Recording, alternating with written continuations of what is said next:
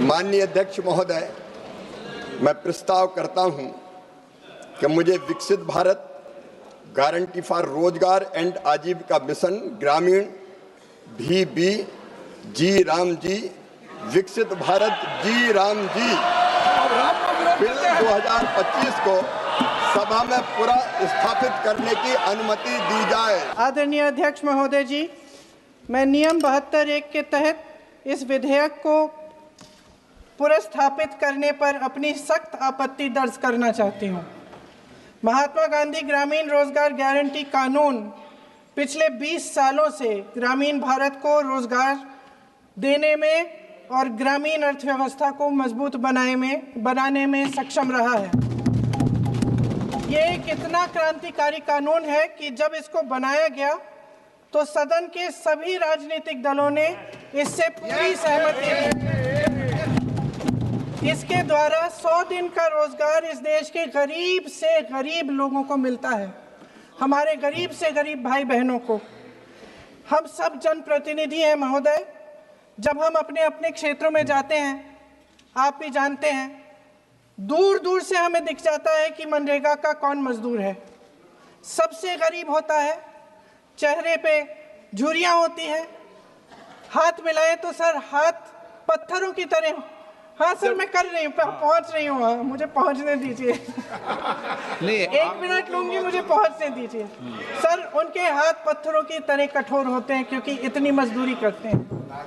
तो सर, मेरा जो इस बिल पर ऑब्जेक्शन है, सर ये जो कानून है इसके तहत हमारे गरीब भाई बहनों को जो रोजगार की कानूनी गारंटी मिलती है, जो अधिकार मिलता है, वह इस योजना में मांग के आधार पर संचालित होता है। मतलब जहां जहां रोजगार की मांग है वहां इस योजना द्वारा 100 दिनों का रोजगार अनिवार्य है, देना अनिवार्य है। इसके साथ साथ केंद्र से इसके लिए जो पूंजी जाती है वो भी मांग पर आधारित होती है। यानी कि इस योजना के लिए जितने पैसे जहां भेजने हैं, कितने भेजने हैं, वह जमीनी परिस्थितियों पर आधारित होता है और मांग के आधार पर निर्धारित होता है। सर, इस विधेयक की अनुसूची 1 में उपनियम 4(1) और 4(2) द्वारा केंद्र को इजाजत दी गई है कि वह पहले से ही निर्धारित कर लें कि कितनी पूंजी कहां भेजी जाएगी।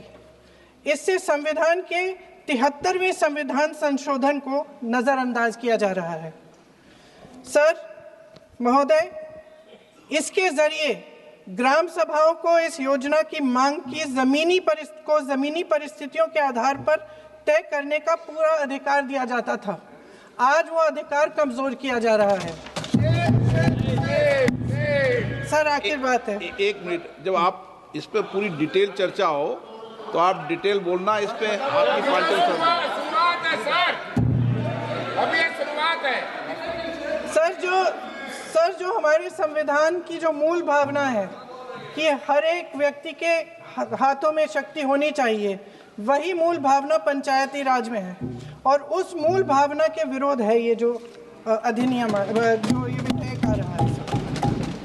सर, इस विधेयक के जो प्रबंधन है जिससे रोजगार का जो अधिकार है, कानूनी अधिकार है, वो कमजोर हो रहा है, वो हमारे संविधान के विपरीत है। सर ये हमारे इसी सदन ने ये कानून बनाया और इसी सदन ने ये अधिकार जनता को दिया है।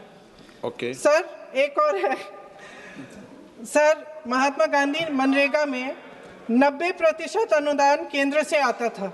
इस विधेयक द्वारा ज्यादातर प्रदेशों में अब 60% आएगा, इसको घटाया गया है। ओके।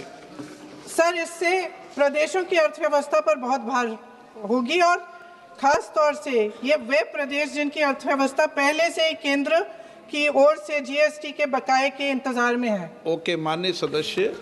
हो गया सर, इस विधेयक द्वारा केंद्र का नियंत्रण बढ़ाया जा रहा है और जिम्मेदारी घटाई जा रही है।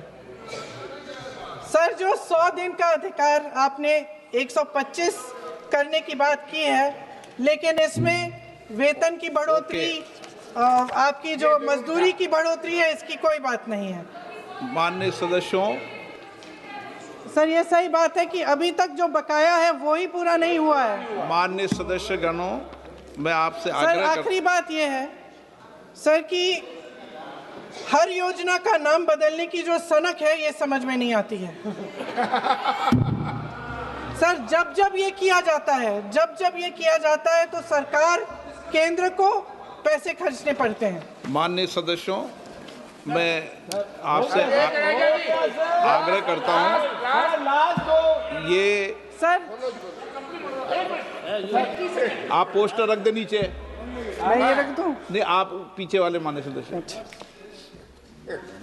आप 72 में नियम में विरोध कर दें आप। ठीक। सर आखिरी पॉइंट है कि बिना चर्चा के, बिना इस सदन की सलाह लिए इस तरह से जल्दी में विधेयक को पास नहीं होना चाहिए। सर ये विधेयक वापस लिया जाना चाहिए। इसके बदले में सरकार को एक नया विधेयक पेश करना चाहिए। खत्म करूं? महात्मा गांधी जी मेरे परिवार के नहीं थे, लेकिन मेरे परिवार जैसे ही हैं और इस पूरे देश की यही भावना है सर। सर इस पूरे देश की यही भावना है। माननीय सर आखिरी बात यह है कि गहन जांच पड़ताल और व्यापक चर्चा के लिए इसे कम से कम स्थायी समिति के पास भेजा जाना चाहिए और कोई विधायक किसी की निजी महत्वाकांक्षा, सनक और पूर्वाग्रहों के आधार पर न तो पेश होना चाहिए और न ही पास होना चाहिए। धन्यवाद। धन्यवाद माननीय अध्यक्ष जी। सबके विचार आगे। माननीय मंत्री। माननीय अध्यक्ष जी, महात्मा गांधी हमारे दिलों में बसते हैं और माननीय अध्यक्ष जी, महात्मा गांधी जी का, पंडित दीनदयाल जी का ये संकल्प था कि जो सबसे पीछे है, जो सबसे नीचे है, उनका कल्याण सबसे पहले किया जाए। और हम केवल महात्मा गांधी जी को मानते नहीं हैं, हम महात्मा गांधी जी की भी मानते हैं और उन्हीं के विचारों पर आधारित, पंडित दीनदयाल उपाध्याय जी के विचारों पर आधारित गरीब कल्याण की कई योजनाएं ये सरकार मोदी जी के नेतृत्व में चला रही है। और जहां तक मनरेगा का सवाल है, माननीय अध्यक्ष जी, कांग्रेस तो यूपीए तो केवल मनरेगा लेके आई थी, लेकिन 2,13,220 करोड़ रुपया यूपीए की सरकार ने मनरेगा पर खर्च किए थे। हमने 8,53,810 करोड़ रुपया गरीबों के कल्याण के लिए खर्च किए और इस योजना को और मजबूत करने की कोशिश की। और आज भी माननीय अध्यक्ष महोदय, तकलीफ क्या है? 100 दिन की गारंटी के बजाय हम 125 दिन की गारंटी दे रहे हैं। 125 दिन की गारंटी देने का काम कर रहे हैं और केवल ये गारंटी कोरी नहीं है माननीय अध्यक्ष महोदय, उसके लिए 1,51,282 करोड़ से ज्यादा रुपए की राशि का प्रावधान किया गया है। माननीय अध्यक्ष महोदय, इसके पहले कई रोजगार की योजना आई।